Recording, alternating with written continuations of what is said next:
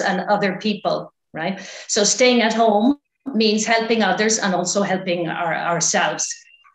Dobbiamo insegnare ai genitori a guardare il proprio bambino, ad ascoltare il tono di voce, a verificare se abbiamo sempre un contatto visivo e il suo respiro. Dobbiamo essere comprensivi. Okay, we need to teach parents how to evaluate their children's state of mind. So, for example, tone of voice, their visual contact, breath. Mm-hmm. Poi possiamo proporre alle famiglie di curare molto l'alimentazione dei bambini e degli adolescenti, di ricreare una routine quanto più simile a quella precedente. Okay, so we also can propose that the families take care of the diet and they reestablish a routine as similar as possible to the previous one. Yes, Dr. Mirella Scarazati, I believe like we can really elaborate of the steps that are necessary to take. Concludo. Diciamo che la pandemia finirà, non sappiamo quanto, ma sicuramente finirà. So just to conclude, I want to say that the pandemic will end. We don't know when it'll end, but it definitely will end. E è difficile immaginare quale potrà essere il nostro futuro e come educatori, come genitori e come pediatri. Ma la pandemia... It's difficult to imagine what our future will be as educators, parents and pediatricians. Ma sicuramente il messaggio positivo che io cerco di trasmettere alle famiglie e ai bambini è che ci offre comunque un'opportunità di immaginare un mondo migliore se saremo in grado di guidare questo cambiamento. So it offers us, this pandemic offers us the opportunity to imagine a better world if we are able to lead the inevitable and necessary change. Dovremmo concentrarci sui diritti dei bambini e degli adolescenti e solo così riusciremo a ridefinire i nostri valori e consegnare ai nostri figli e ai figli dei nostri figli un mondo più vivibile e più umano.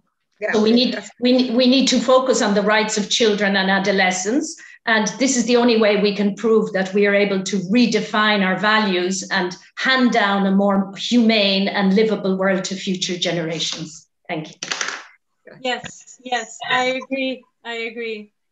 I hope this will inspire many others in your field, and we will really redefine necessary changes. Now let us continue further.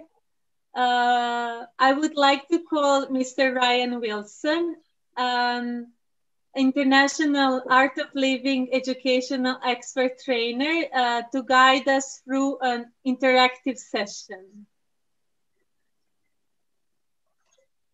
Yes, thank you.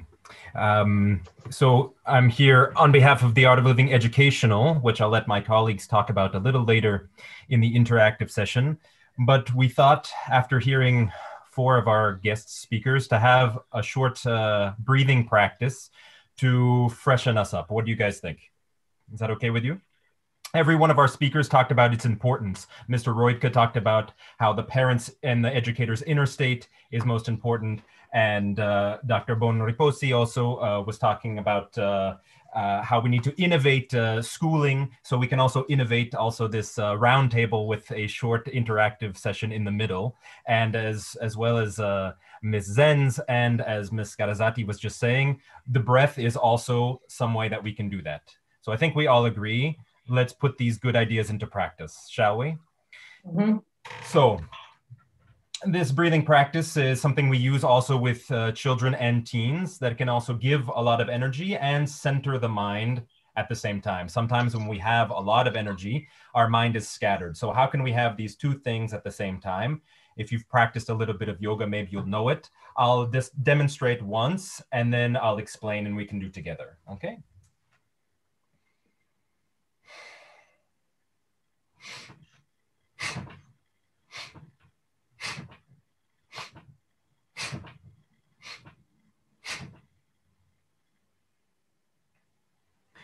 Maybe some of you will know this. This is the Bellows Breath, or in Sanskrit, Bhastrika.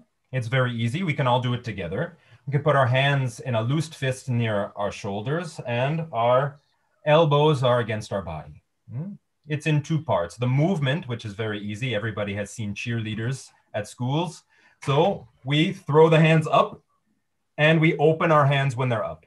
Okay, and then we bring them down and our elbows lightly tap our rib cage like this. Okay, so this gesture is easy, right? Then the breath that goes along with that is a forceful dynamic breath by the nose on the in breath and the out breath. Okay, so tissues by your side are your best friend, or at least your computer's best friend. So we can then associate both of them. We'll do 3 rounds. I'll guide you, and we can take a light pause in between everyone. It's normal if there's some tingling sensations or some dizziness at the beginning. It's not expected, but if it's uncomfortable, obviously you can stop before I stop the group. And people that are pregnant or have heart problems or high blood pressure should refrain from doing this process. Okay, we can take a deep breath in and breathe out. And then we can commence together. Breathe in and out. In, up, out, down. Up, down. Breathe in, out. In, out. In, out. Breathe in, out. Dynamically in, out. Up, down. Up, down. Up, down. Breathe in, out, in, out, in, and relax when you're down. Relax your hands, and let's keep the eyes closed a few seconds and observe what's happening.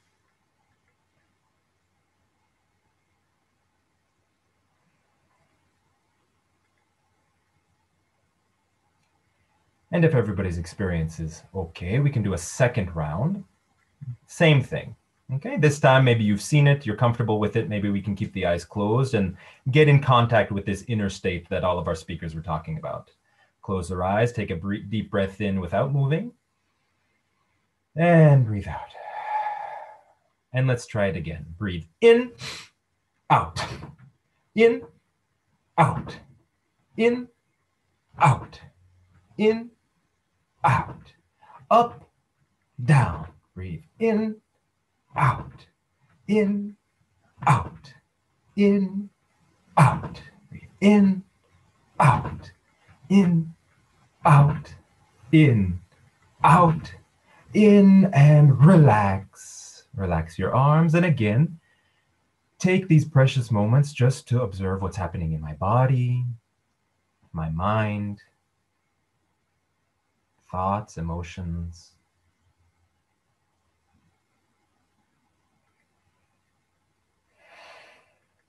And we'll do a third and final round.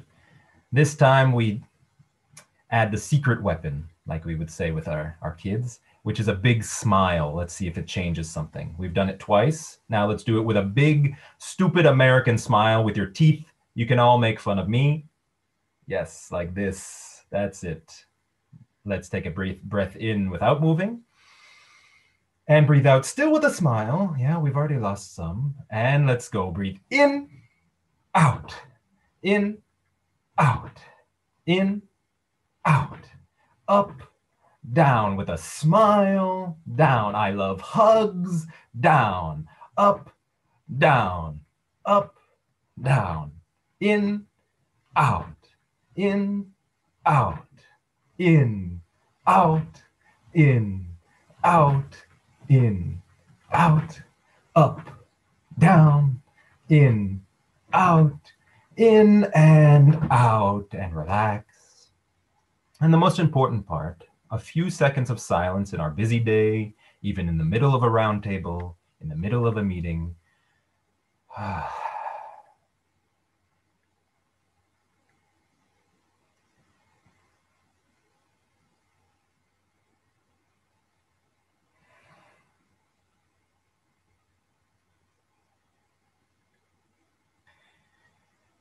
And when you're ready, take a deep breath in. And as you breathe out, with a gentle smile on the face, you can open your eyes.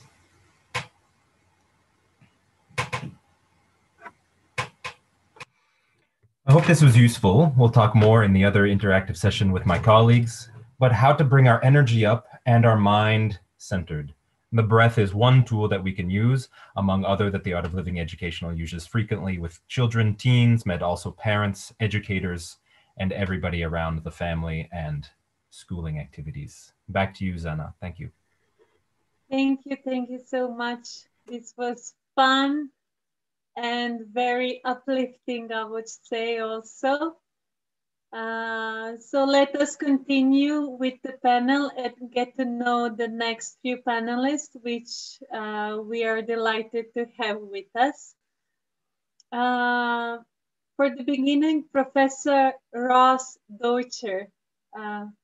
Being a professor of criminology, criminal justice at the University of the West Scotland, my next question is for you.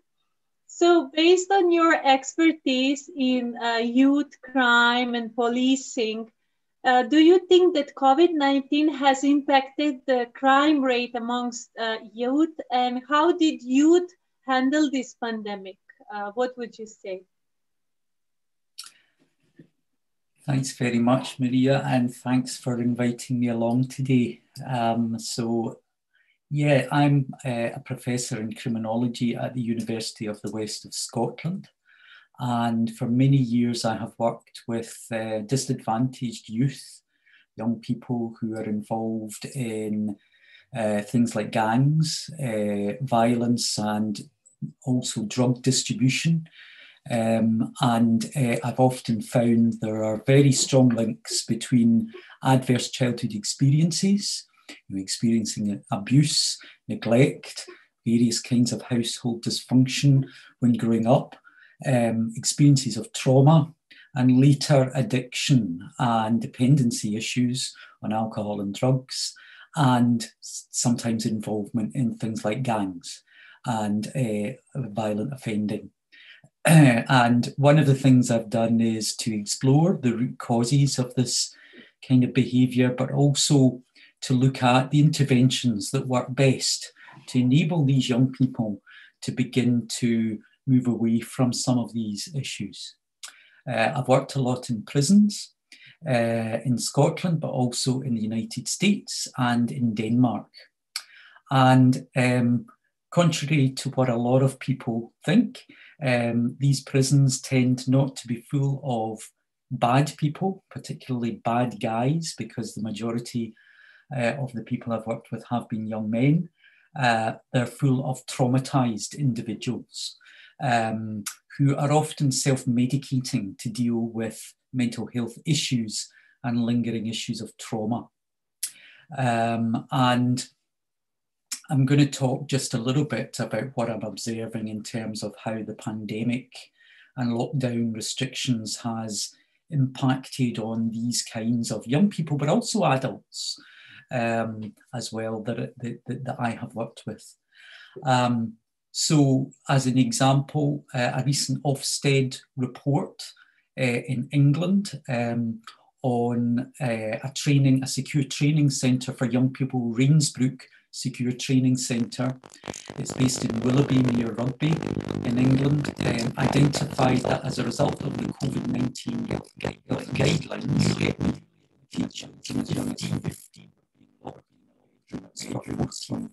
Professor, I have a sense that we are losing you. Are you losing me? Is it only me or there is, yeah, somehow, and we would very much like to hear your opinions, so maybe Pat. Yeah, I wonder if I use earphones. Now it's better. Now it's better. Now it's better. It's now better. Yes. Yes. Something happened. Maybe like this. Oh, can everybody hear now? Yeah. Yes. Thank you. Okay. Good. So, yeah, I was saying that having worked with these disadvantaged young people and young adults who are involved in crime patterns and maybe heavily dependent on alcohol and drugs. I've been interested to look at how the pandemic and the lockdown restrictions have impacted on them. So I've got a few illustrations from the UK to share today. So a recent report, an inspectorate report on what's been happening in Rainsbrook Secure Training Centre in England. So it's based in Willoughby near Rugby in England. And it identified that due to the COVID-19 health guidelines, children as young as 15 were being locked up in their bedrooms for 14 days at a time, and sometimes only allowed out for 30 minutes a day. Now, clearly, the prolonged implementation of these extreme restrictions will have had a significant impact on the health and well-being of these young people who already have a wide range of trauma because of their childhood experiences. And clearly the links that I and others have identified between adverse childhood experiences, trauma, issues of drug addiction and violent offending behaviour, it is possible that the traumatic experiences associated with these lockdown measures may have increased some young people's proclivity towards violence in the future, or made them more susceptible to addiction issues and reoffending patterns.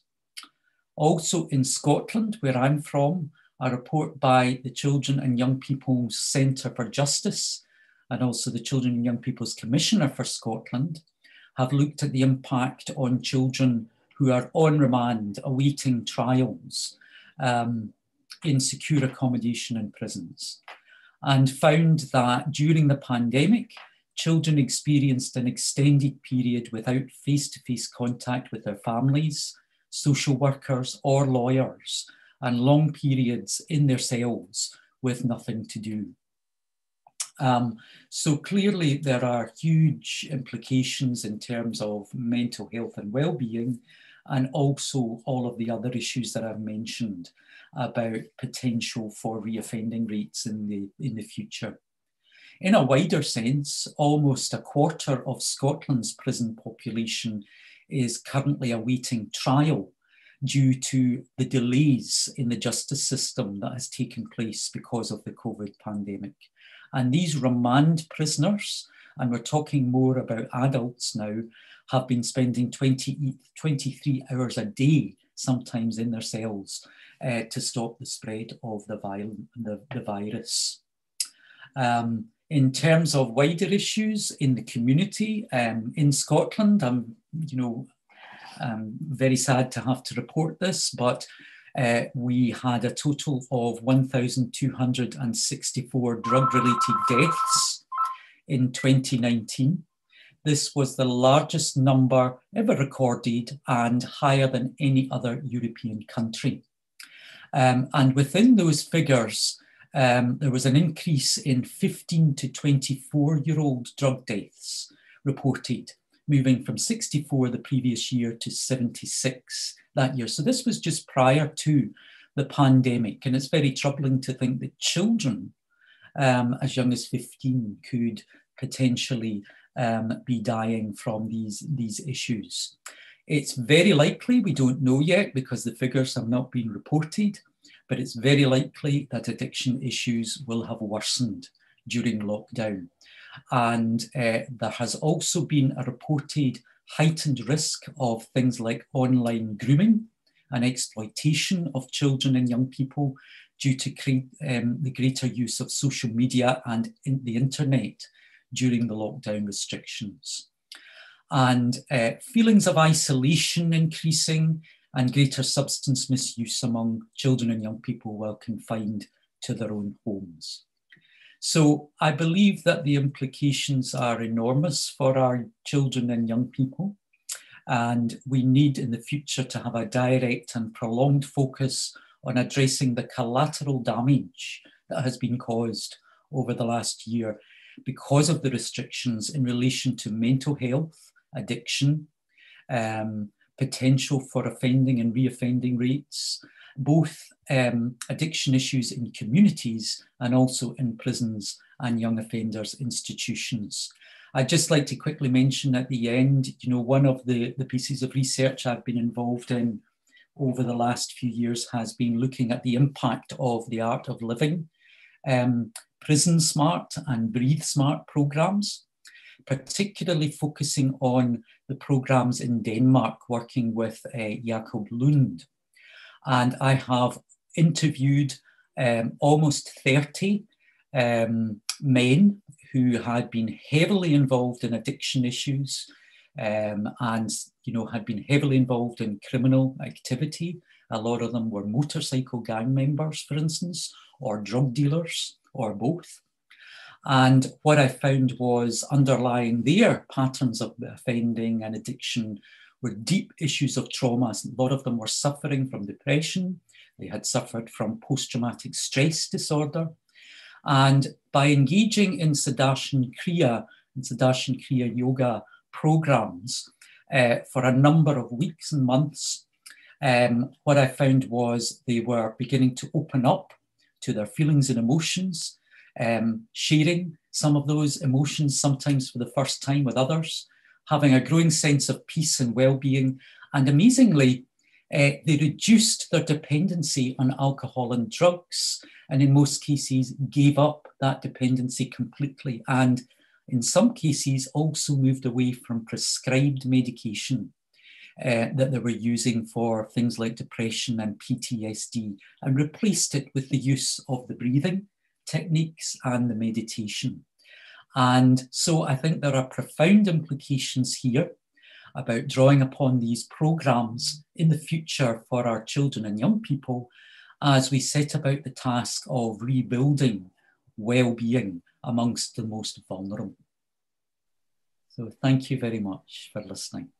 Thank you very much for sharing, Doctor. I was a professor. I was like just astonished and afraid at first hearing these numbers. And as I know, Breathe Smart, this program, I'm familiar. This was my first thought, like maybe this can help. So yeah. I'm happy that you saw it as useful. And I hope that we as a society will broaden your and implement the vision and the things that you also notice as useful. Thank you so much. Thank you. Okay, so our next panelist is very well known, Mr. Sharif Rizkallah. We are glad to have you with us, being a moderator, a journalist with the ZDF and ZDF logo. Welcome. Thank you. You are very much aware that the media was flooded at the times with COVID-19 news, of course, and lots of youth were being impacted by the rise of their presence on social media, and especially when their life, their real life was overpowered by the virtual lives. So I wonder, how do you think media how do you think media can play a role of spreading awareness on such an issue? Can you please share? Well, thank you, Jana, very much. So when you say well-known, most probably well-known to kids aged 6 to 13, 14, or their parents, which is usually also the case. Before I get to answering your question, there's just one point. After listening to what Philippe and also what Donatella said, I just have to concur with them completely. I think the pandemic had, if one can say it had a positive side effect, it is that it put children and education really center stage in politics and in discussions, which was long overdue and hasn't taken place for quite a long time. And I think this pandemic showed, well, where still work has to happen, and where for a long time it has been neglected to do change and to reassess things. And I think the lessons we learned from this time will, or hopefully will, pass on and will somehow reform and transform, especially the education system and, well, the whole area in which children move. And to your question now, I've been working with ZDF Logo as a host and reporter for about 2.5 years. And our main mission or our main goal has for 30 years now been providing children with the information they need to just fully understand what's happening in the world. Because we strongly believe that if children have the necessary information, they need to understand what's going around their area. It will reduce fears they have, because, well, at the end of the day, we are all humans, and every human tends to, have some fears or have some questions about things he or she doesn't know or never really fully understood. And when the pandemic started last year, our role became, I can say, more important than it has ever been, because all of a sudden, children were at home all day long.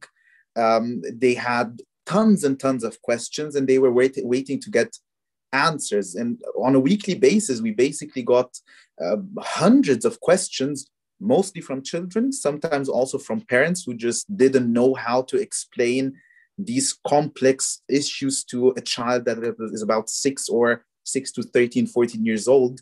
And we understood the situation. Everybody was hungry for information. And especially children were just trying to grasp and understand how such a small, tiny virus can turn their lives completely upside down, basically overnight. And for the first weeks, this is what this was our main job, explaining what this pandemic is, what the virus is, how it spreads, what is a mutation. So just trying to get the basic information out there.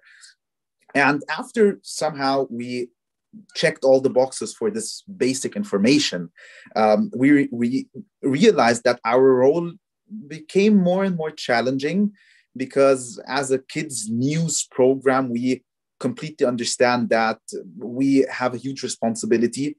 And so we found ourselves every day, we have this meeting where we discuss the topics for the evening's show. And we found, one question in particular being asked every day by somebody in the team, which is, if we do this certain topic in tonight's show, will it cause more anxiety for the children, or will it actually help reduce anxiety? Will this information help or rather overwhelm them? And this question became more and more difficult to answer with time passing.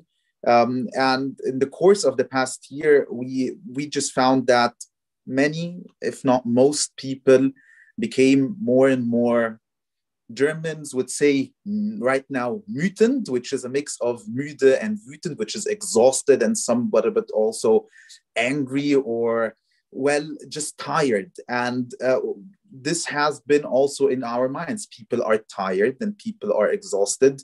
And this issue, pandemic and the coronavirus, has been omnipresent in every aspect of our lives. So we thought, instead of trying to circle around this problem, we just took this problem and made it actually the main issue for quite a while, and even until now in our program. So we started addressing it. And in our program, on an almost daily basis, we try to provide tips on how to deal with the current situation. We try to have what we usually also do, a mix of topics, not only negative news, but try to have some positive news. And this was difficult because trying to find positive news in this huge news cycle is quite difficult, because everybody's just focusing on what's not going correctly.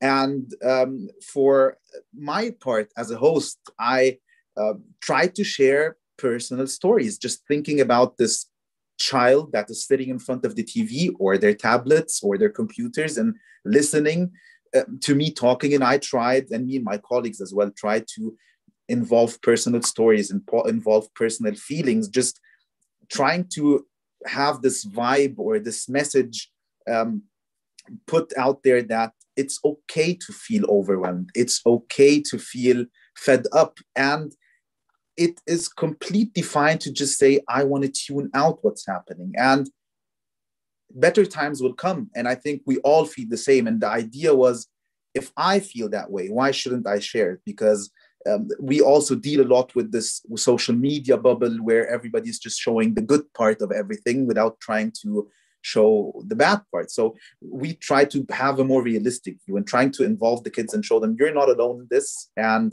you will have a better time, and life will get at a certain time back to normal. As Mirella also said, this pandemic will end at a certain point. We don't know when, but it will end.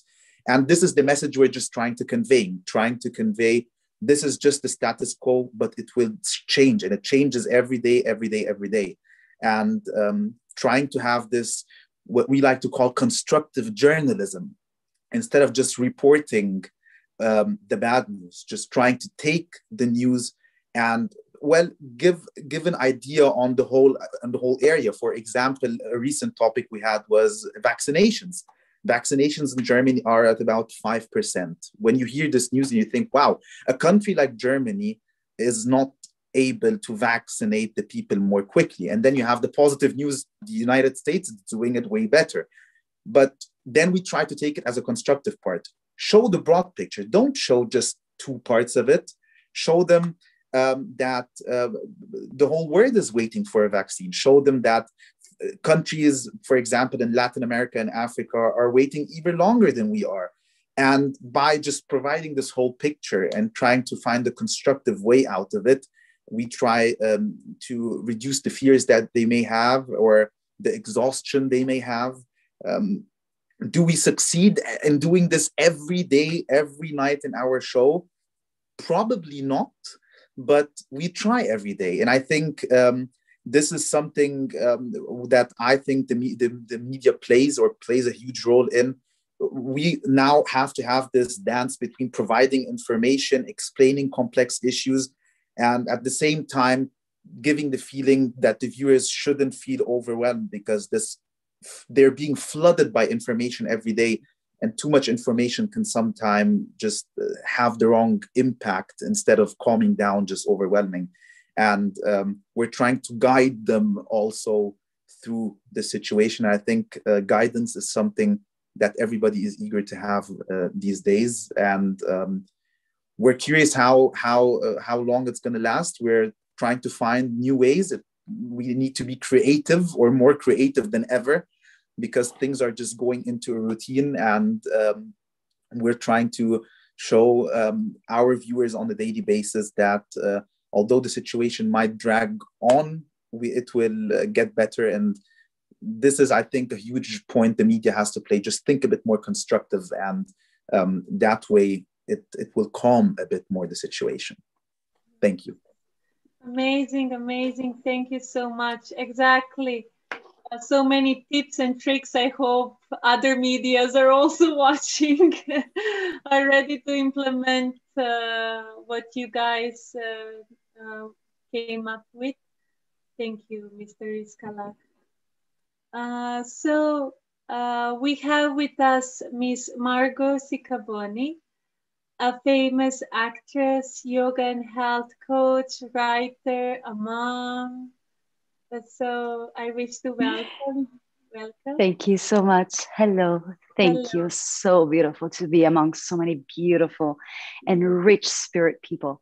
Thank you. Yes, Miss Sicaboni, you tweeted a long time ago a very beautiful thought that is not about always having a positive, happy thoughts. It is about always being lighthearted and happy. I found it beautiful, and I would like to ask you, how did you maintain this state during the last year, when we were all at the same point experiencing neither a pain of losing a loved one or seeing the whole world affected by this pandemic? Yes, I didn't. I didn't. Yeah. And I just love to create and share the truth, which is what Sharif just said. And I so appreciated what he said about how important it is on media to talk about the truth. Otherwise, people will feel less than and will feel isolated, because media now has a very important role. And so what I did during my period in pandemic was to create this sharing experience with people through Instagram, where I started to tell the truth about me as a mother, being alone. I was alone with 2 kids and my dear mother, who accepted to have us in her house while the pandemic was on. And it was incredibly hard. And I did collapse many times as a mother, as a human being. My kids are very small and didn't understand what was happening and why dad wasn't there. And so I did collapse, but what I used to reach out of my darkest moments was to create a link with other people. So I used Instagram as a link for me to tell my truth and to share this with other mothers that were having the same experience as me, or other girls that were really having a hard time. So I started to do yoga sessions with people, which was fantastic because many people didn't know about it. They always thought yoga is not for me, yoga is for somebody else, that is not me, I can't. Instead, through that moment of being stuck in our houses, this sharing experience with Instagram was huge. In the meantime, with my life, I was going through a crisis in my marriage, which was crazy because the world outside was collapsing. My world inside was collapsing. But again, I felt and I knew it was something very important, because truth is always better than not truth. And so it was just, I understand it was a learning process for me.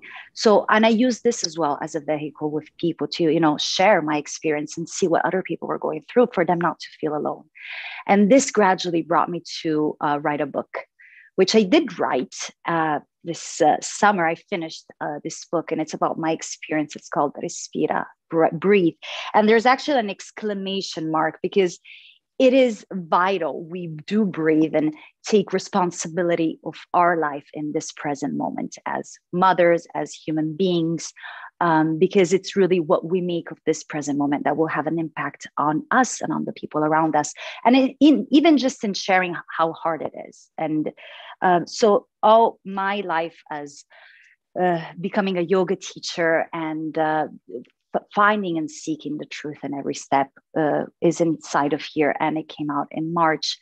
And so it's amazing how pandemic for me was, as everybody now said about how it has 2 faces, it really did have 2 faces. It was destruction of my marriage and of all the world as I knew it, but also a link with people that brought to me the possibility of sharing yoga, the possibility of sharing my book, the possibility of feeling less alone for myself. So yes, thank you so much for this moment. Thank you. You all make this moment possible. So it is us to say thank you, really, to everyone on this panel, and really beautiful sharing. I'm deeply touched, really. So before we take your questions, we are a little short in time, but before we do, it is my pleasure to invite Miss Louisa Braun, an international Art of Living educational expert trainer, and Dr. Cristina Toscano, the director and teacher trainer of the Art of Living Educational.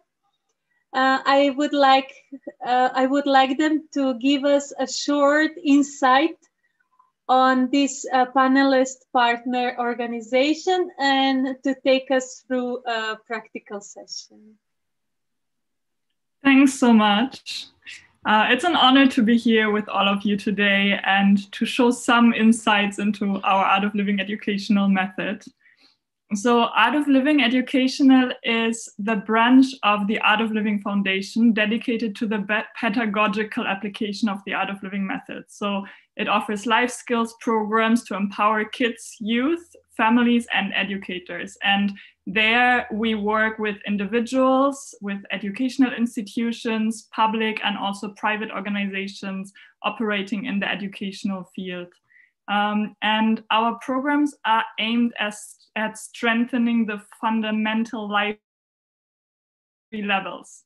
One is the cognitive level. So everything that comes to problem solving, making effective decisions, creative thinking. Then the emotional level, which includes self-awareness, managing emotions, managing stress, anxiety, all that part that was also widely discussed today.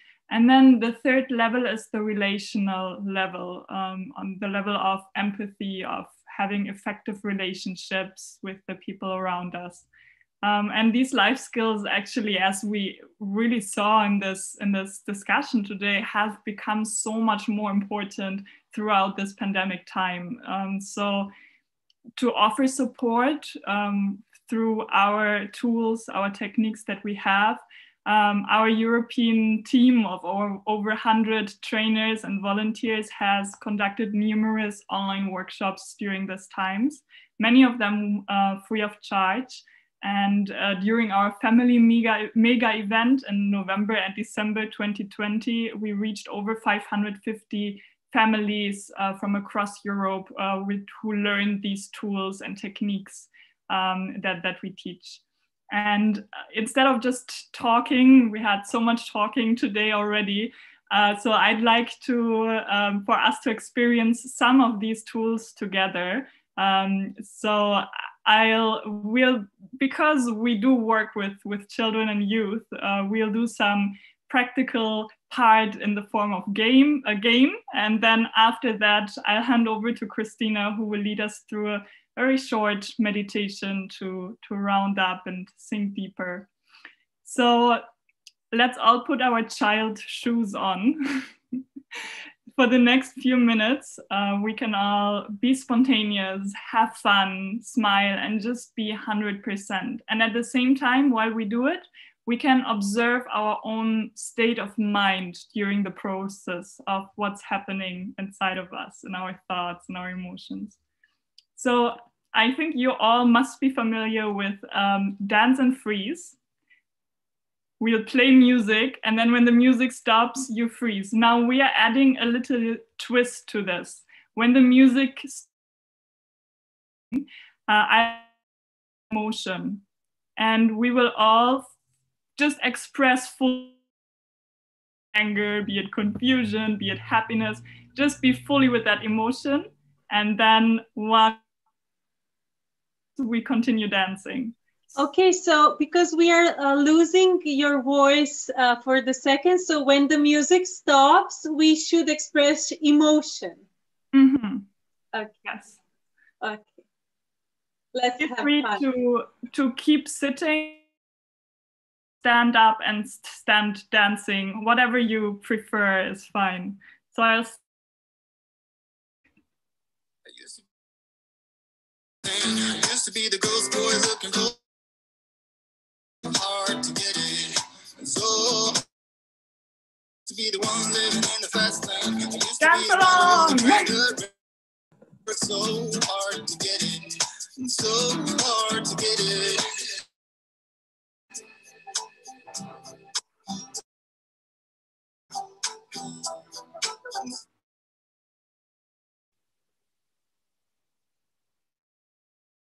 Fusion.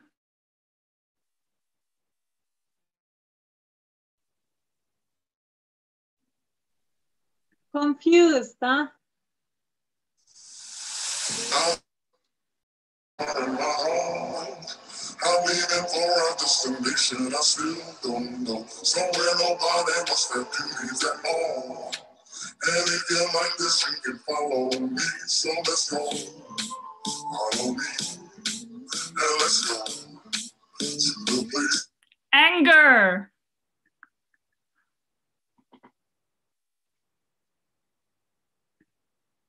We belong and leave our troubles that won't come with me. We can go to the paradise. Happiness.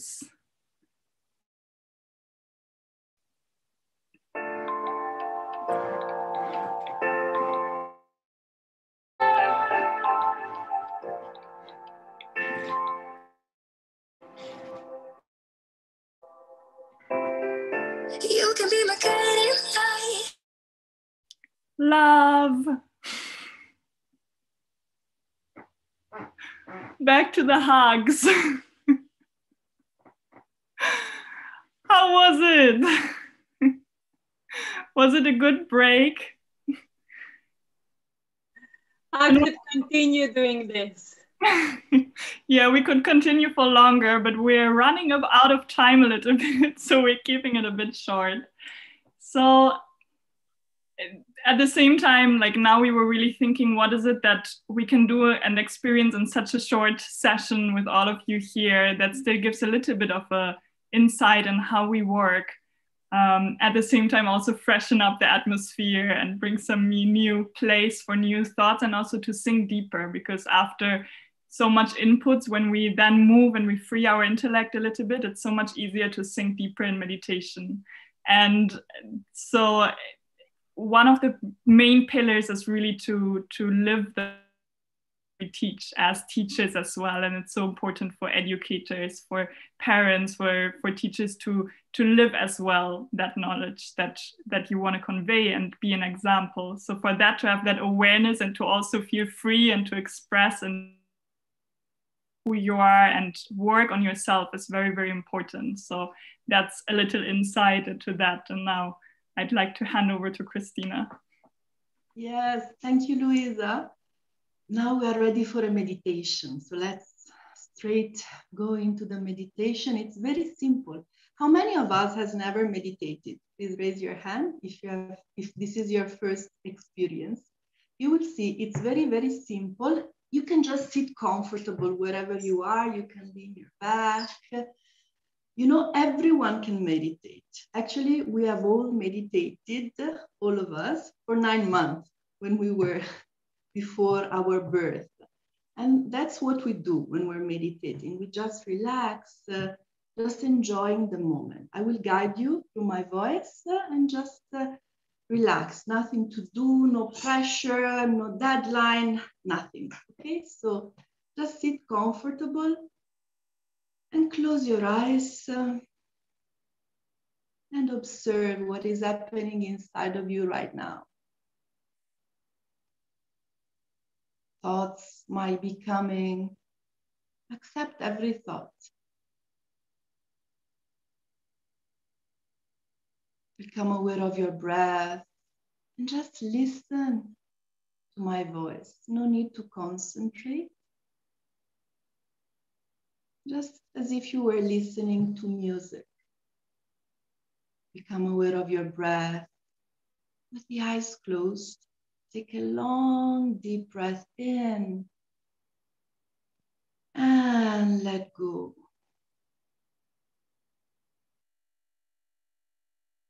Become aware of your body, of your face.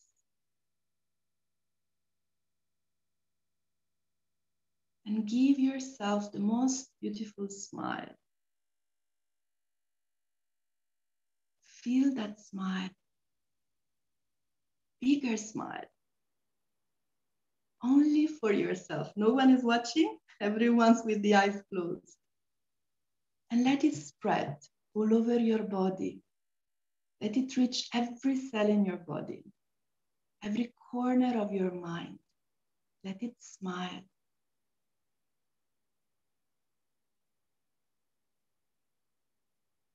And let your awareness expand. And this smile infect everyone around you, everyone here with us in this conference, everyone in our country, everyone in the whole world.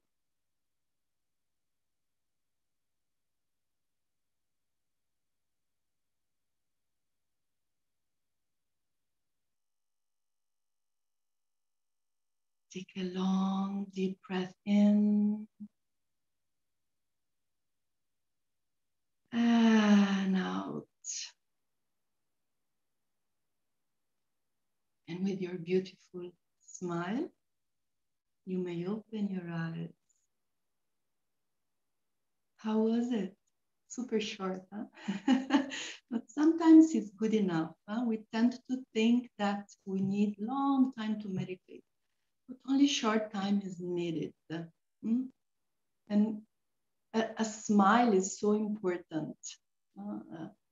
We tend to underestimate the power of our smile. A sincere smile means, yes, I accept it, isn't it? I can accept the situation, however tough it is. I can accept this situation. I can accept this part of me. I can accept that person. And with active acceptance, then the change begins. Then the long-lasting change begins without rejecting, it's not fair. I don't like it like that. Just active acceptance. And we can all do that. We can be the agent of the change for our families, our schools. It all begins with mastering ourselves, from active acceptance to change. This is one of the pillars, my favorite, of our methodology. But the question is, how do we do this? How to be able to really accept who we are, what is around us? Just smiling? That's a good start, but yes, not enough. So for that, we have the techniques that Ryan and Luisa have mentioned, and we are offering so many programs. Yes, the one that is being shown now is the upcoming one, the Family Mega Event on springtime. So if we will have a full day with sessions for kids, teens, parents, and educators. And there is an info line that you can contact to register, and you are all invited. Beautiful, beautiful. To be invited on such a nice place. It is always beautiful. Being familiar that all of you Art of Living educational people working as a volunteers, I highly admire to the time you're giving to this world, to children, to everyone. Thank you. So we are close to the end, let's say, and we need to slowly finish our beautiful session, our panel. Thank you so much to everyone. Firstly, we would like to continue this important conversation, and in that sense, we will try to find creative ways to answer a few questions that we got, and to address them and to see how to give the answer, as we are not able in this moment because of the shortness of time that we have left with. So we invite you to be in touch with us and to follow the various World Forum for Ethics in Business social media. I invite you to join to the next session that, on this conference that we are having. It was a pleasure spending time with you. I wish that we could talk more, elaborate more. For now, thank you to our dear speakers and all of the viewers. Thank you so much. And we are officially closing our panel and wishing you all the best. And let's keep going with the positive attitude. Yes? Yes. Yeah.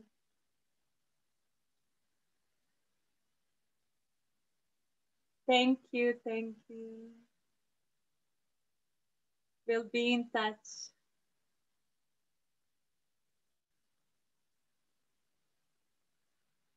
Amazing tech can show the slides. So if someone wants to join and continue to the conference, they can just read QR code and continue.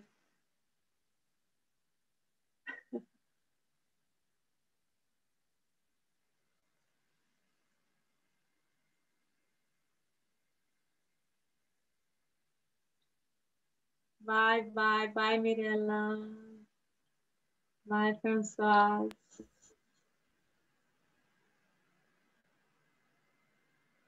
Yes, you can just read this QR code with your camera and you can continue with us on the next session. if you are free to join us on this free conference further. Thank you.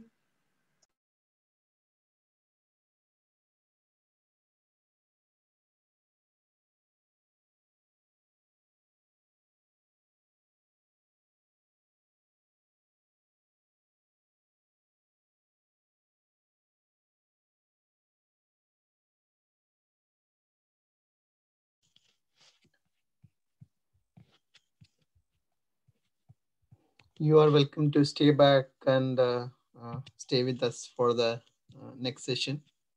Yeah, and yeah, there will be new people who will be joining in. Yeah, thank you so much.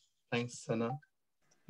Sandeep, can you share with us what is the topic of the next session, just in case? I think I've told it in the, okay, once again, I'll tell you. Welcome to the power of yoga and natural and well-being. Oh, yeah. Hey, thanks, Prashant. You know, he's already sharing. I've just put it in the chat a little while earlier so that people can choose. Yeah, thanks. Thank you. So,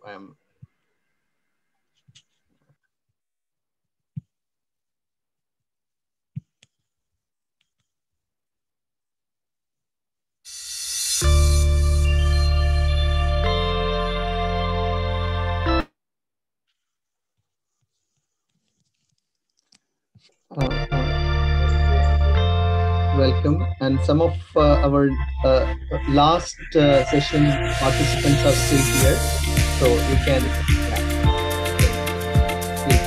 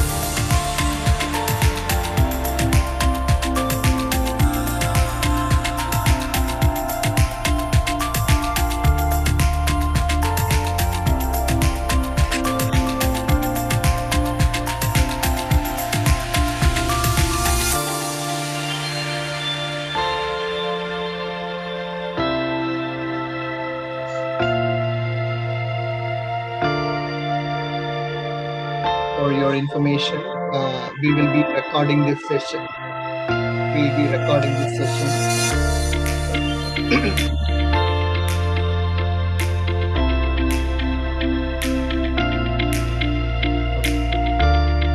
Prashant, do you want to pause for a minute?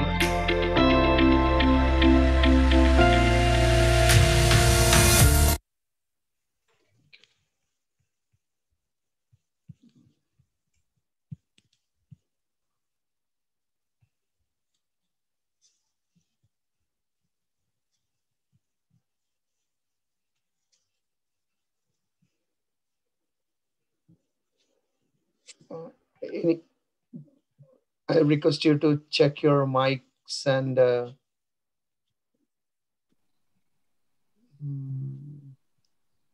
could you make us a co-host, please? Yeah, sure.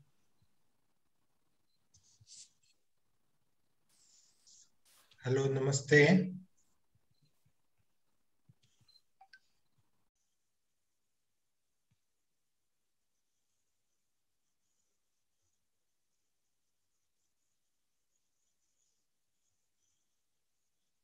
Yes. Now we are good to go. Almost a second. We need the music. Fantastic. We are good to go. Why? Because we are now in live also with the people. Now I'll enter. I'll make the other people enter. We are live in YouTube now. We can start.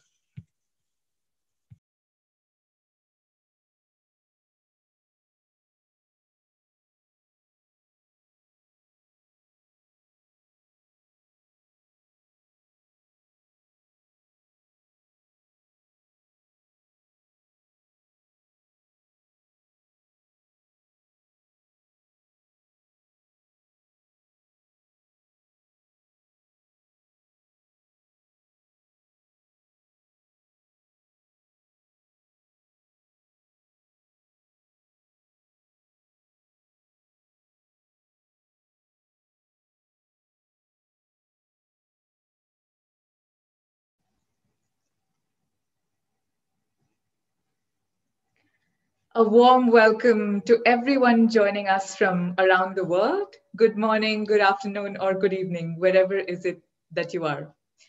On behalf of the World Forum for Ethics in Business, we welcome you to the biggest global summit of the year with the theme of changing paradigms in a pandemic world, how to regain trust. The World Forum for Ethics in Business is a public interest foundation registered in Belgium. The mandate of the forum includes all manners of pursuing and establishing the indispensable ethical foundations of business in a globalized world. Today, on the occasion of World Health Day, the World Forum for Ethics in Business has invited leading experts, like those on our panel today, to put into perspective the current ethical and other implications and consequences of the pandemic on our health, our work, and our life. On this panel, the Sri Sri School of Yoga is delighted to partner with the World Forum for Ethics in Business. During the course of our session, feel free to tweet, like, ask your questions on our YouTube or Facebook chat channels. We look forward to hearing from you throughout the session. Today's session is titled The Power of Yoga for Natural Health and Well-Being. Now, we didn't ask for a pandemic, but we were thrown into one. Such is life. On a daily basis, we are asked to rise up to challenges all around us. In this ever-demanding world, how do we ensure that we remain at our best? We are powerhouses of talents, yet sometimes the world overwhelms us. Over here, the concept of wellness has transformed. It's simply become a way of life for us. And when we talk about wellness, it's very important to talk about yoga. It tops the charts as one of the most sought after offerings. Our esteemed panel of speakers today explore and enlighten us on various aspects of yoga and how it can truly make a difference in our life. I'm Vasudha Vijay, your moderator for today. I have had the blessing of having 15 years of work experience in the wellness field as a trainer, and I've had the ability to support so many people throughout the Middle East and Asia in my work as a wellness coach, yoga trainer, corporate trainer, and a healing therapist. This is truly the path where I found my calling. Without further ado, I'd like to introduce to the first and one of our most prestigious guests and speakers of this evening. He's known as Professor Dr. Br Sharma. He's currently the Dean and Faculty of Health and Wellness at the Sri Sri University. Dr. Sharma is an academician having more than 35 years of experience in the field of yoga, education, research, and he's been honored and awarded various national and international associations for his lifetime achievements in the field. With the World Health Organization, he's drafted the benchmarks for training and yoga and is still rendered as one of the best in the field. For more than 33 years, he's also placed himself in various capacities as head of philosophical literary research in the Yoga and Principle of Yoga College and Cultural Synthesis. He's also been nominated as a member of various prestigious government committees and also the Ministry of Ayush with the Government of India. Having such years of experience in his field, he has 13 books in collaboration to his credit and also 50 research papers published in renowned journals. Without any further ado, I welcome Dr. Sharma to give us his thoughts on the field. Thank you very much. And my namaste, my pranam to everyone connected with us, all the viewers and all the panelists. My topic today is the power of yoga for natural health, healing, and wellness. So before I open my presentation, I would like to say a few words that in this age of science and technology, if we observe the health state of mankind, we have to accept that in spite of various advancements in the field of healthcare, we are losing our axis of balance and harmony at all levels: physical, mental, emotional, ethical, social, and spiritual. And presently what we are doing, we are opting one path or the other, just with a view to overcome our psychophysiological problems at the superficial level, without going to the roots of these problems that may give us temporary relief, but cannot provide a permanent solution. Therefore, there is a need of the hour is to find out the deep underlying roots of the inner disturbances of man, so that we can live at ease within and with our social environment. Yoga basically is a science of spirituality, has recently been recognized widely as a science of health and healing throughout the world for managing various psychophysiological problems of man. And you might be knowing the sage Patanjali, who has written this Patanjali Yoga Sutra, whose work is in the field of human psychology, is recognized in what you call, I will share my, I have to open this. I don't know.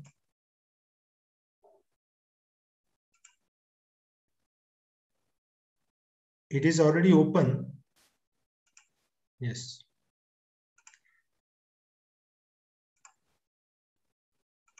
Yes.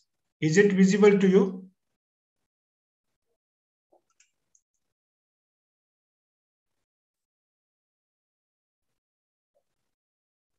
So, he has given us the techniques or to find out the roots of our inner disturbances, and also he has provided us the procedures, the techniques with a view to maintain our psychophysiological balance.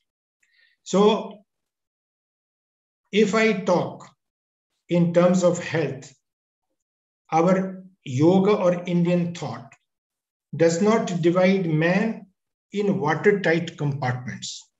It considers man as a whole, encompassing body, mind, and spirit. Now here, the spirit aspect of our true realm, which naturally tends towards the peace and harmony, but the body, mind, both, they belongs to the realm of prime matter, but we used to call it Prakriti. But this mind part, as you see, this mind part, it can participate in the body as well as the spirit. If it participates in the body, it can lead us to the imbalance in the psychophysiological functions. But if it is connected to the spirit aspect, then it can maintain even the, what you call this, body-mind complex, balance in the body-mind complex. So this is, so the root cause of our all problems lies in the mind, because if the mind is agitated, if we are disturbed, it disturbs the functioning of the pranic energy, and thereafter this, if it prolongs for a long period of time, then body refuses to cope and it gets manifested in the form of various psychosomatic problems. So this is the root cause of our all what we call the problems. Now, because time is only 8 minutes, so I have to. So that it has given us, the yoga gives us a what you call the two sets of mechanism. First is the cleansing the body-mind complex. Each and every practice of yoga helps somewhere or other in cleansing. Not only the Shat Kriya is only the cleansing processes, but each, as Patanjali himself has said, in the 28th sutra of the 2nd chapter, Yoganga Anushtanat, when you follow this eightfold path of yoga, all kinds of impurities will be eliminated, and at the same time, there is a light of wisdom. In the light of wisdom, you will be able to understand your own existence, who you are. This is what the Patanjali makes it clear. So not only the Shat Kriyas or the Nadi Shuddhi Pranayama or the other things, this is the one part that each and every practice of yoga somewhere or other helps us in eliminating the impurities, whether it is in the form of what you call the external or internal. All impurities can be eliminated with the help of this. Is the first mechanism given by yoga. The second one is the nourishment. So the what kind nourishment, not only limited to the food which we consume in the form of food, but what kind of food through the sensory organs, the sensory inputs we are taking, that is also considered to be the food. Food is not only the substance, but this is also considered to be what you call the food. So what kind of food we have to provide that makes sense to maintain the psychophysiological balance. The other thing is that coming to the point, the yogic postures, it is not only the posture, as Patanjali himself has said, say Sukham Asanam, it is not the steady and comfortable, but when you are in a noble thought for a long period of time, that can also be considered as a asana. Let us take one example of Padmasana, the lotus posture. Lotus posture, it grows in a muddy water, but the muddy water cannot touch the lotus leaf. The raindrops, they cannot. If we have to, as in Arjuna, when he was instructed by Lord Krishna, you have to live like a lotus, how to implement this in our day-to-day life. So the muddy water is that whatever the images, the storehouse we have, the different memories, where all memories are stored up in on our consciousness, on our chitta. So because of this reason, we are unable to see the object as it is. So our perception is hampered. So we have to develop an awareness with the help of which we can remain above that muddy water, that the memory or the impressions which are stored up. Above that, we have to keep ourselves above that. And day-to-day life, when we are interacting with the outer world, what happens? Knowingly, unknowingly, we go on gathering certain impressions. So at the time of bed, when we are going to the bed, we have to sit. That swadhyaya is coming, that we have to self, what is conducive for my upliftment, what is not conducive. So whatever is conducive, that is to be kept, and which is not conducive, that should slip from our consciousness. As the raindrop, they slip from the lotus leaf.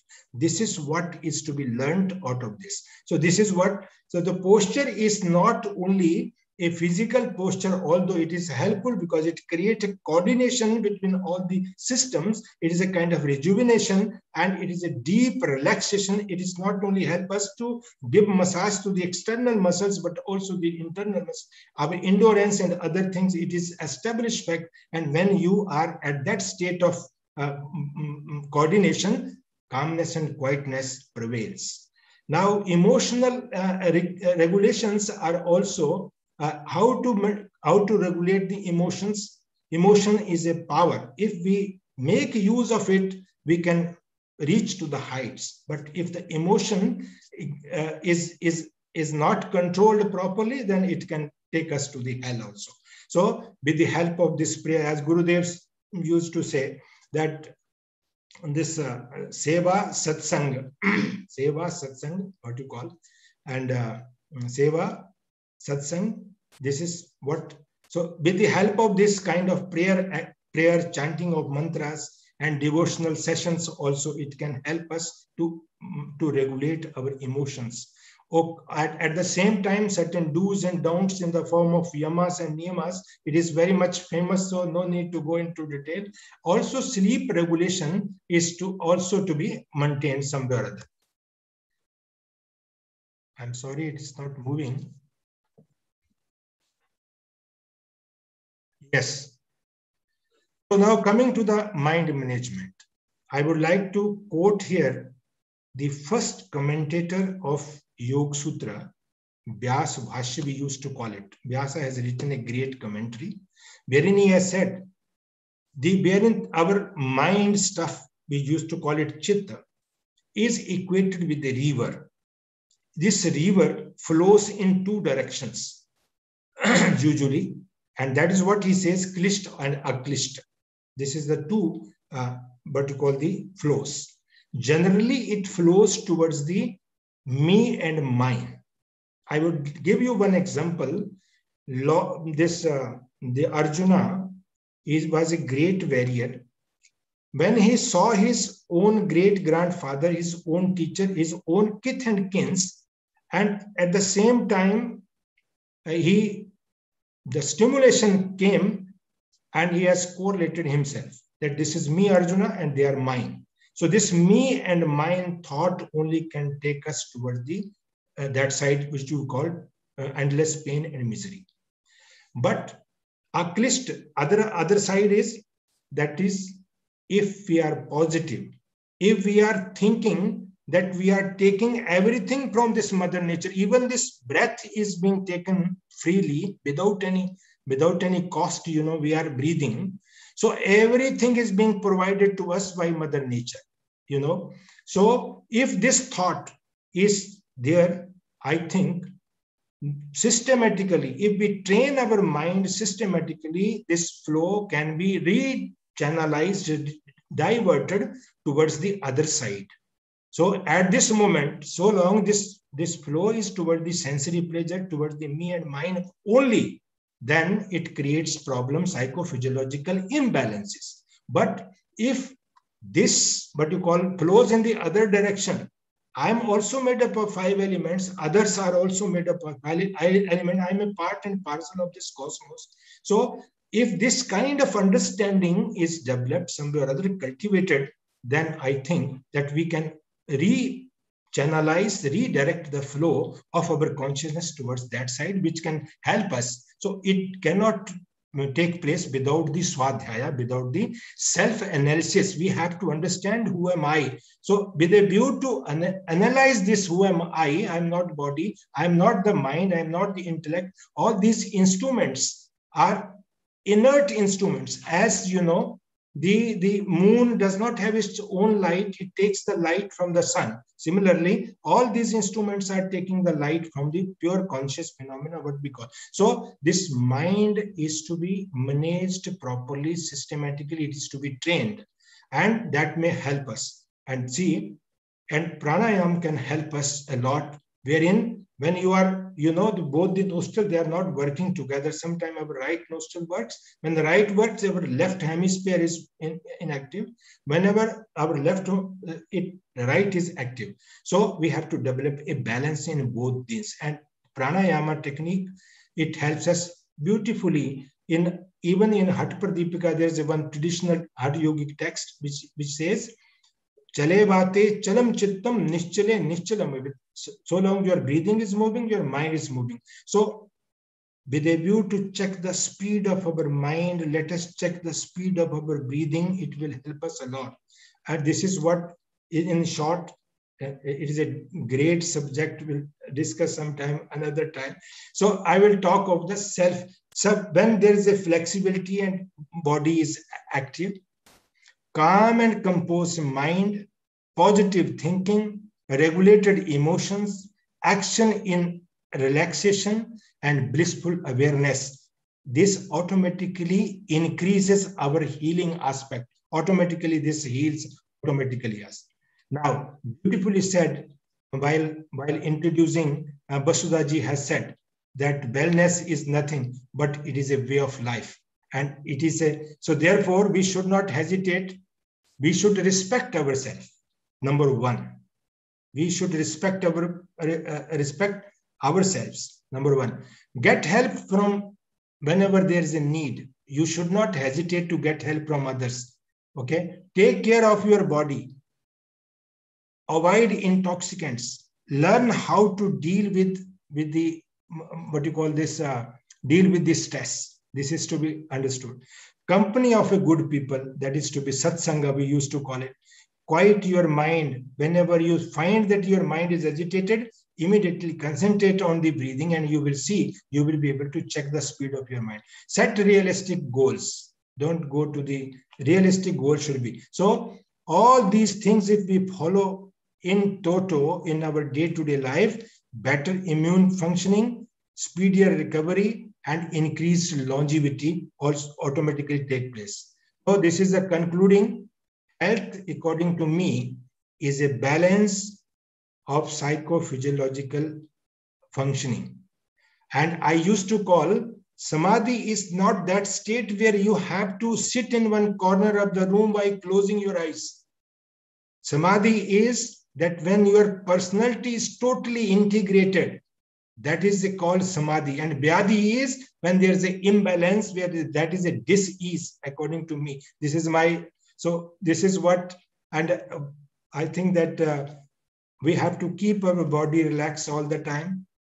Let us keep our breathing slow all the time. If you develop this awareness, calmness and quietness of the mind are the key factors for healthy life and wellness. This is what I wanted to tell. Only one thing I would like to add. I know that I have exceeding the time.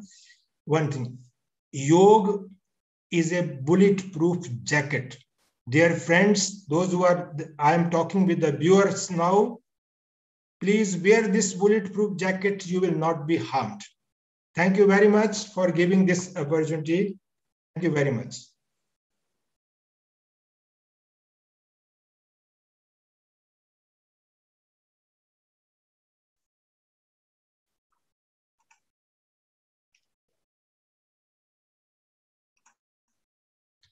Thank you. Thank you very much for giving this opportunity to share my views with you. But in this a short time, it is very difficult. So thank you very much once again, Vasudha-ji. Thank you very much. Over to you. Thank you so much, Professor. What a wealth of wisdom in a limited time. Only you could do it. So much learning. Wearing a bulletproof jacket of wellness and yoga is going to be our tagline for the summit today. I would love to always take away some impact points. So really, the doctor has redefined yoga for us, like understanding it as a state of holistic well-being, so much power there. And he's taught us that at every level, body, mind, emotion, or even social or occupational, the yogic techniques and knowledge really do provide the necessary tools to be the best version of ourselves. And just like him, as much work as we do on the outside to get success, we also need to put so much work in our inner world to build that resilience, strength, inner peace. So tell us your takeaways on Twitter and Facebook. We'd love to hear from you. And then I'll take you forward to another fantastic speaker coming up ahead. Our next speaker is Ms. Zsuzsanna. She's currently the president of the Association of Hungarian Yoga Teachers.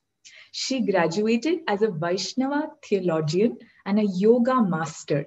She teaches yoga asanas and pranayamas and subjects to prospective yoga teachers at the Bhakti Vedana College. Since 2020, she is the president of the Association of Hungarian Yoga Teachers, and she also coordinates yoga festivals and yoga conferences in Hungary. We can't wait to hear from you.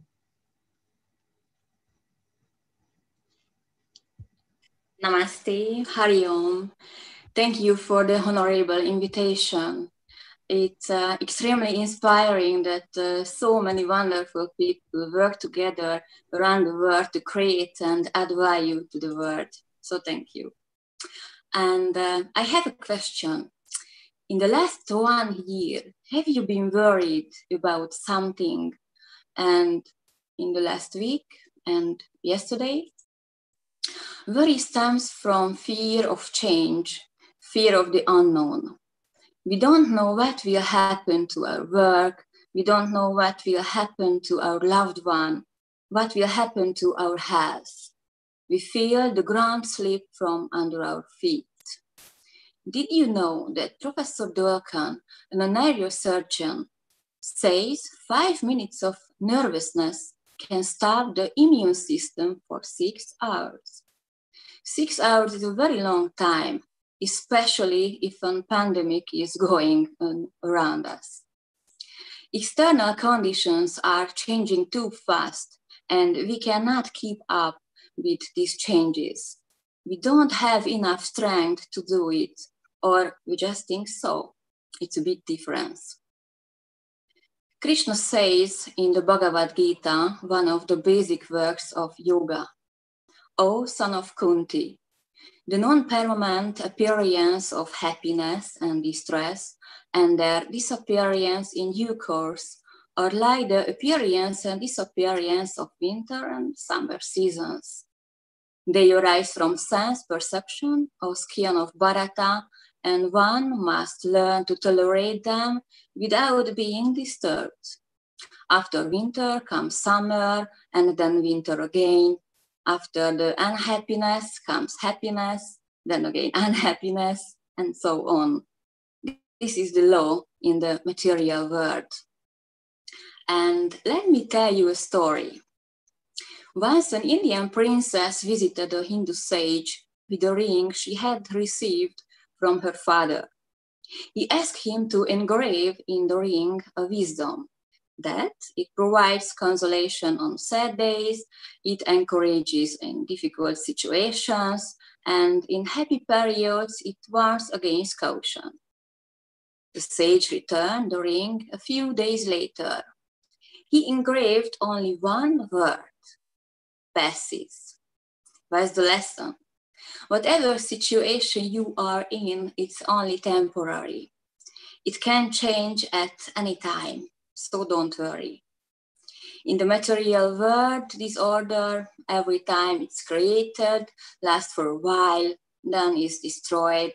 It's constantly changing, even our body. Krishna says also, as the embodied soul continuously passes in this body from boyhood to youth to old age, the soul similarly passes into another body at death. A sober person is not bewildered by such a change. This verse is about the reincarnation. Because of things that are constantly changing, we may feel helpless and vulnerable. We have no influence on what happens. But this is not true. Do you know what we have the biggest impact on? For ourselves, to our own body, our thoughts, our emotions. You are the biggest influencer of your own life. Let's not make our own happiness dependent on external things because they are always changing. Therefore, we must not look for security, for stability in material things, but in something that is eternal. And what is eternal? You, the soul, and God, the Brahman. So the starting point of everything is you. You, the wonderful soul, Satchit Ananda, in eternally existing, full of knowledge and happy soul. This is the nature of the soul. How God does it sound? If that's not exactly what you are feeling right now, it's perfectly normal. So much has happened to us, so much has covered our knowledge and happiness. But how do we get to implementation? Yoga will help you with that. If you are a skeptic now, let me tell you that yoga is thousands of years old and works. The best proof of that is that it's still with us.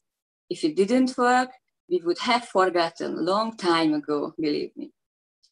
From this, you can already guess that yoga is really about more than just being able to put my feet behind my head.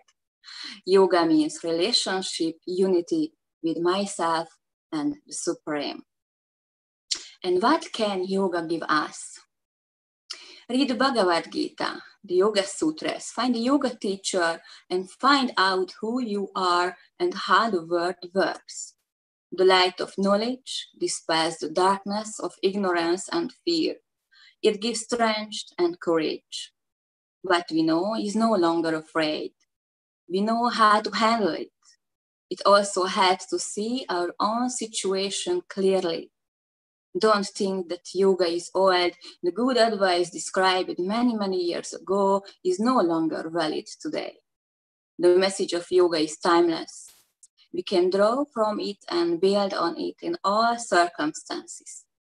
In addition to theory, we can also get a lot of practical advice that we can apply to our own lives. This is Dhyana yoga, the yoga of transcendental knowledge. Second, practice asana and pranayama exercises. This will help keep your body healthy and young. Learn to control your mind, your thoughts, your emotions with meditation. This leads to the true freedom. Because what is the true freedom? It's not when I drift with the tides, the events. True freedom is when I rise above them. This is called Ashtanga Yoga or Raja Yoga. Third, if we make friends with ourselves, if we feel good, we will be able to selflessly help others as well. If more and more people feel good, we will already find ourselves in a better world. The prettier world begins with you. And of course, the more you give, the more you get back. This is karma yoga. Then if we have learned to love ourselves and then all other created beings, we can also learn to love God. Let us entrust ourselves to His care. This is Bhakti Yoga. You can learn all this through yoga, so don't worry. And you don't even have to believe it. Give it a try. Find a teacher and ask, inquire, practice. Daily 10 minutes per day, it can work wonders. This is your responsibility. Get started today and remember, you are the biggest influencer of your own life. I wish you to experience it too. Namaste. Om Shanti, Shanti, Shanti. Om peace, peace, peace for everyone. Thank you.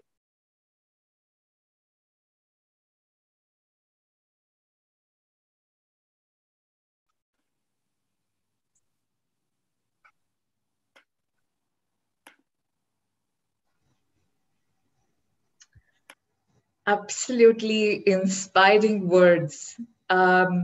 Often experiences move us, but true yogis can even make their knowledge and words inspire us. It was so beautiful, Jujana. So honestly, your whole talk was 5 points for me, but I'm remembered of a statement that Shri Ravi Shankar has said before, that a strong mind can carry a weak body, but a weak mind cannot even carry a strong body. So that was such a wealth of experience of how we can use yoga to develop a stronger body and mind, and putting the responsibility in our hands, that I'm my biggest influencer. It is my responsibility to make my mind and body better is so empowering, and just the knowledge that everything is changing. So this will also change, and it's just as easy as finding a yoga teacher and taking the steps forward. So what a wonderful presentation. I really can't wait for more. So I introduce you to our next fabulous speaker, and I'm happy to see a very close friend as well, Miss Victoria. She is currently a faculty with the Shri School of Yoga Europe. She's a communication specialist by first profession, but Victoria has over 14 years of experience in yoga teaching, meditation teaching to different levels of societies and in various countries too. She's currently a faculty of the yoga school in Europe, and she teaches and mentors teacher training programs and advanced yoga retreats. Welcome, Victoria. Thank you, Masuda, for the introduction. I'm really honored to be here today and share some thoughts and insights on yoga for decision makers and the responsibility of being equanimous.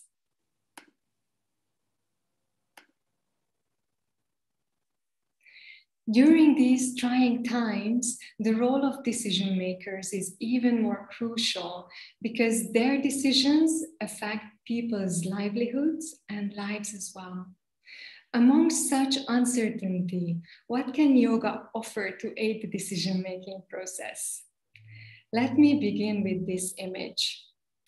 The water drop in the middle is the impulse that creates the thoughts. Then the thoughts are creating more thoughts and more thoughts, and it ripples through. Just close your eyes for a moment and observe the thoughts in your mind. You may open your eyes. Could you see how many waves of thoughts have been arising, not just ripples, but waves of thoughts arising in the mind? Every moment, so many thoughts are coming to the mind. And at such a speed. When ripples are there on the surface of the water, can we see a reflection in the water? Can we see the depth in the water? No, because the mind is not clear. When the mind is not clear, then decision-making is very difficult because all those thoughts are pulling us into all kinds of different directions. And management begins in the mind. When we are able to manage the mind, then we are able to manage everything else. But what is the mind? The mind is the perceiving faculty through which we get information from the world around us. The mind is only one layer of our existence, yet we identify ourselves with the thoughts so many often. I am my thought, or I am what I think about. I am good because I have good thoughts, or I am bad because I have bad thoughts. But we are so much more than the thoughts. So we have 7 levels to our existence, which are the body, breath, mind, intellect, memory, ego, and the self. Yoga attends to all these levels of existence through various techniques. And today I would focus more on the thoughts and on the mind. Yoga is restraining the thought waves in the mind. Yogas chitta vritti nirodha. It is in Sanskrit as Patanjali Maharishi enunciated in his Yoga Sutras. When the thought waves are restrained, then we are abiding by the nature of the seer or the self. What does this mean? We are at peace. We are equanimous, we experience joy and love. Tada drashtu svarupe vasthanam. But what are these thought waves? So there are 5 in number. These are called the vrittis. The first one is pramana, the correct knowledge. And we gain correct knowledge in 3 different ways. Through proofs, through perception, inference or reasoning, we can guess, or validation or competent evidence, which can be anything that is published, peer-reviewed journals, for example.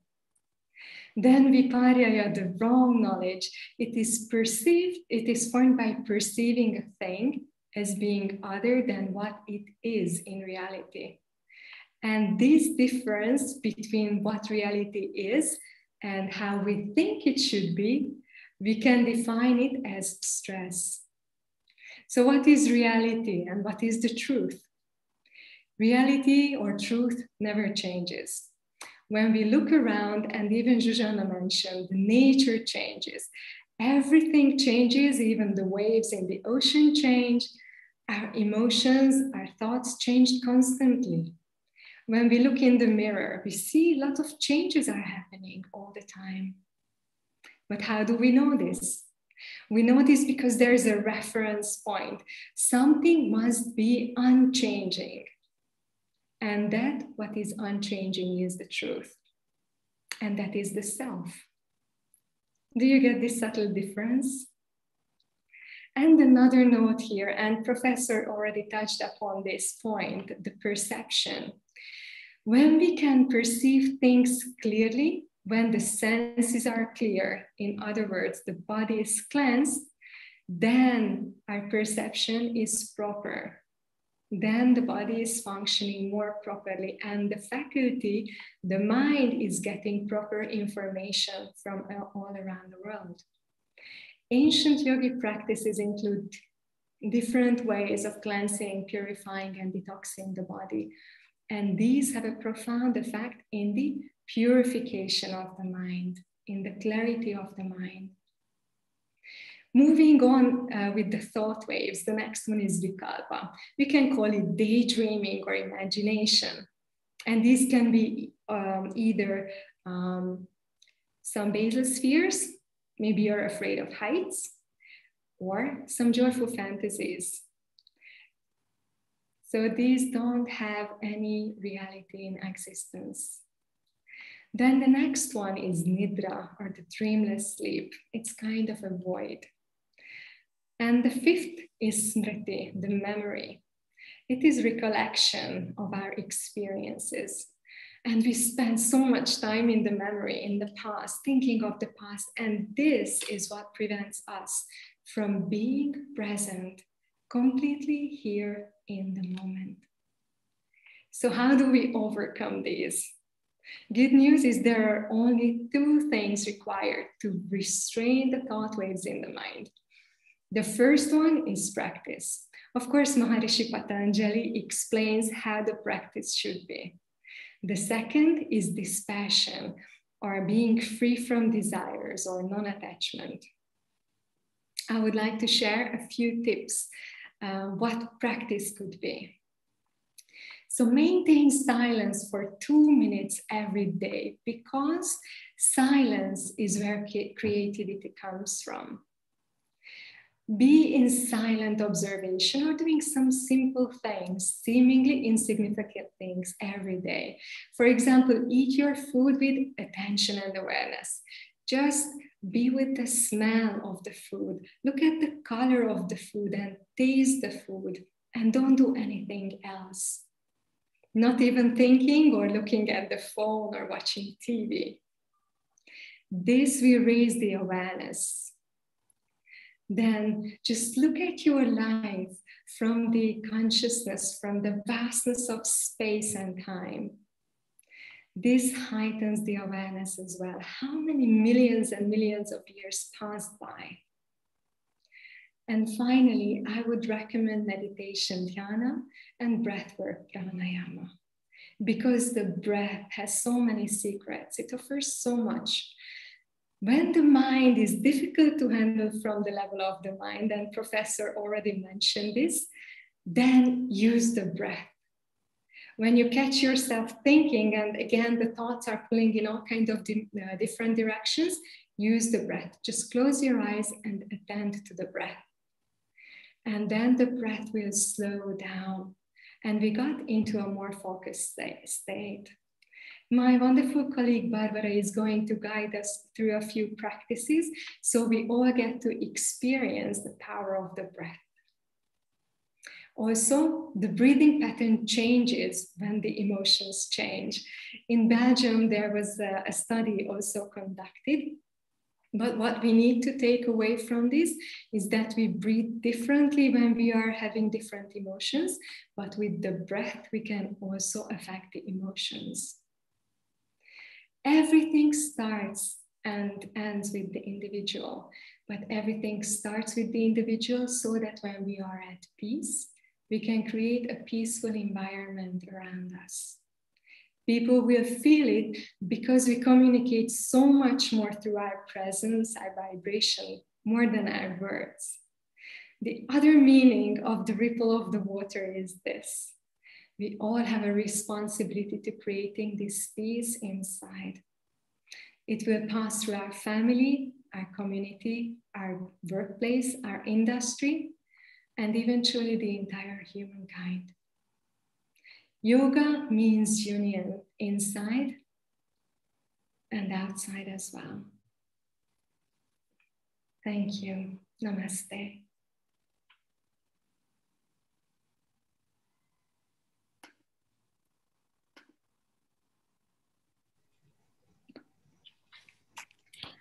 One great presentation after another. Thank you so much, Victoria.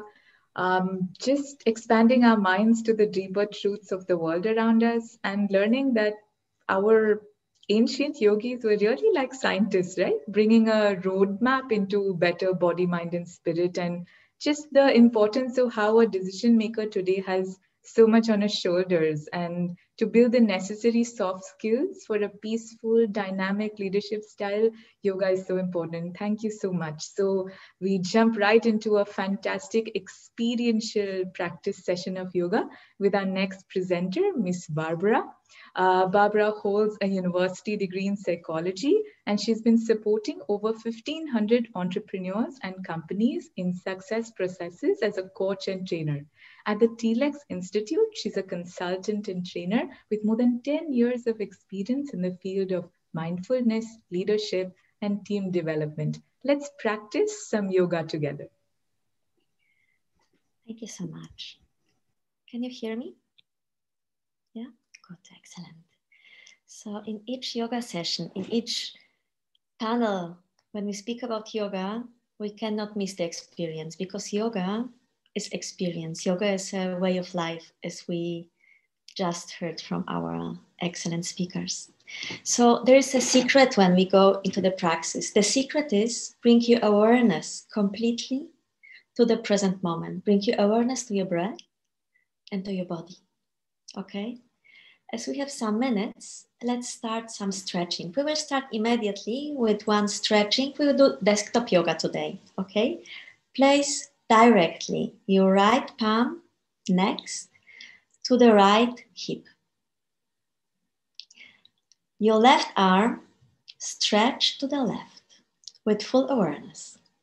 Stretch your arm up. While breathing out, you push your left hip down, you bend your right elbow, and you bend to the right side and stretch your arm. Stretch your arm and pull your left hip down. So in this position, you can feel the stretch in the whole left side. Your palm is completely stretched, your finger too, even you cannot see mine. While breathing in with full awareness, come back. Breathing out, bring your arm down. Now change. Left palm next to the left hip. Right arm, stretch the right and bring it up. Stretch it up. Bend your left elbow, push your right hip down into the place where you are sitting and bend to the left side. Stretch your whole right side, right? You are bending diagonal to the left and you are stretching the whole right side. Soft breathing, be aware of your breath. Breathing in, slowly come back. Come back. Breathing out, bring your arm down. What we can do when we bend to the side, we can also turn our body, okay? So now you can stretch your right arm up and you can place it on the chair, or if you're as small as me, you can place also your palm behind your hips, okay? Place your left palm on the right thigh. Breathe in and stretch up, stretch your spine up. While breathing out, turn to the right side and look over your right shoulder. Take a soft, deep breathing. Be aware of your breath. Breathing in, stretch up. Breathing out. If there is a space, you turn a little more to the right. While breathing in, slowly come back to the center. Relax and now change. Left palm, you stretch your arm, you place the arm on the chair or, as I did before, behind your hips on the chair. Right palm on the left thigh. Breathe in, stretch your spine up, shoulder down, and then turn to the left side. And look over your left shoulder. Soft, deep breathing. Bring your awareness completely to the breath and to the position. Breathe in, stretch up. Breathing out, turn to the left. Slowly, while breathing in, come back to the front.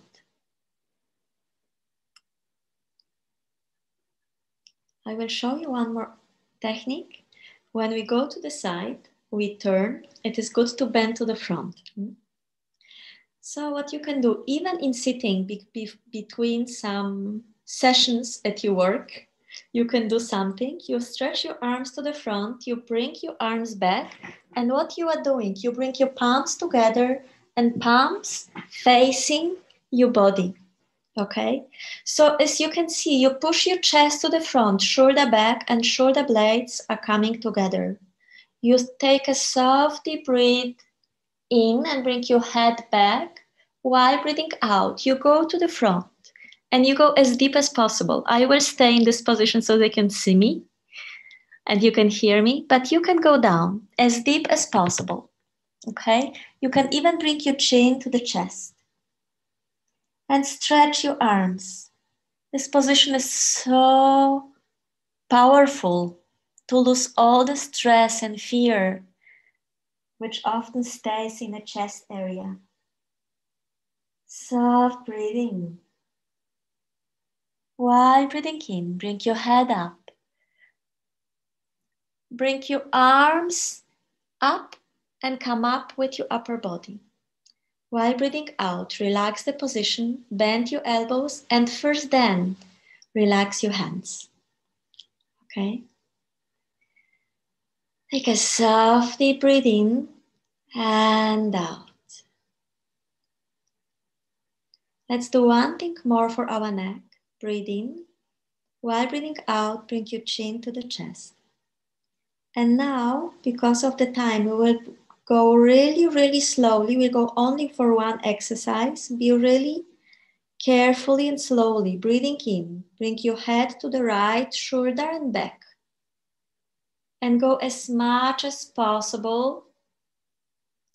If you have some pain, don't go further.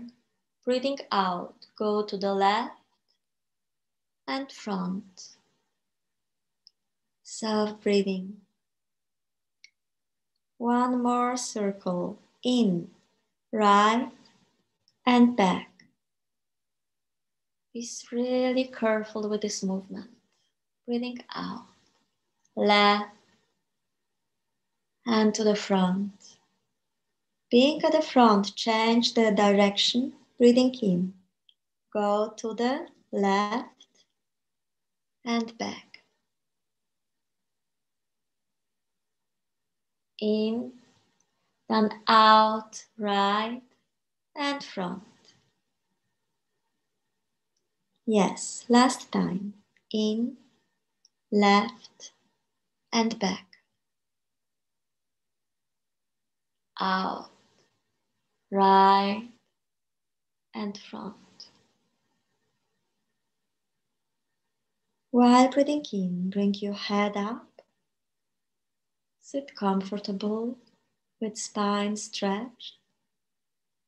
When we are listening from 1 o'clock already to the different panels, then it's time to do something energizing. I will show you one really easy exercise, breathing exercise, Bellows Breath. In the yoga practice, you can even start with this exercise. So it is really good what we do. You will bring the elbows next to your body. The palms are in soft fists and we are breathing only through the nose with forced breath. We will move with forced movement. While breathing in, we will bring your arms up and you will open the palms. Okay? 1 second so that you can see better. Yes. Breathing in, bring your arms up, open your palms. Breathing out, forced, bring your arms down, close the palms. Let's start.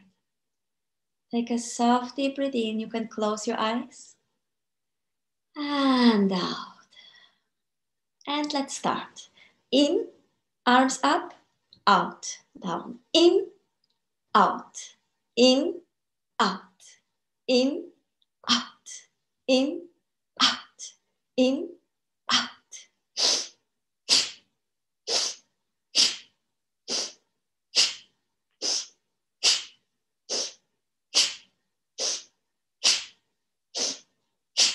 And relax.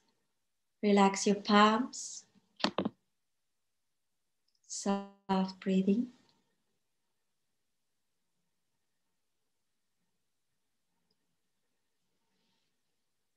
Let's go for the second round.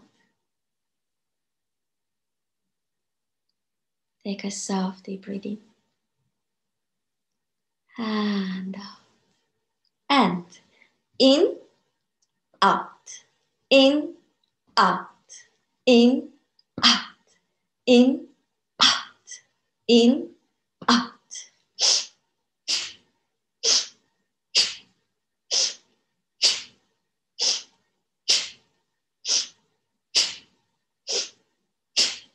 And relax. Relax. Take a soft deep breath in and out. And we will finish with the last round. So always when you go for the exercise, you will do 3 rounds. Take a soft deep breath in and out. And in, out. In, out. In, out.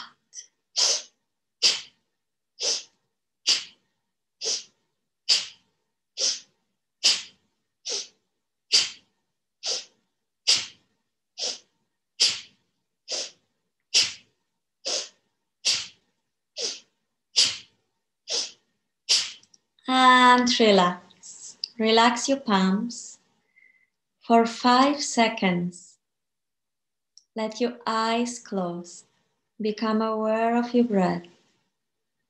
And when you are practicing at home, even for 5 minutes, let your eyes closed for a moment to experience the stillness. Because then you will experience your true nature. Thank you so much, Barbara. It's been beautiful. After all this knowledge, to have an actual experience, I think it's definitely rooted our belief and understanding that yoga is the way ahead to build true resilience, find inner peace and joy that we need to combat this pandemic and post-pandemic world. Yoga is the way. Thank you so much to all our wonderful speakers, and I hope all the viewers are taking back a wealth of information. We would love to continue this important conversation with you in the months to come. So we request you to be in touch with us, follow the various World Forum for Ethics in Business social media properties, and we are really delighted that the World Forum for Ethics in Business invited us to this global event. Thank you again, and we look forward to seeing you at the next event very soon.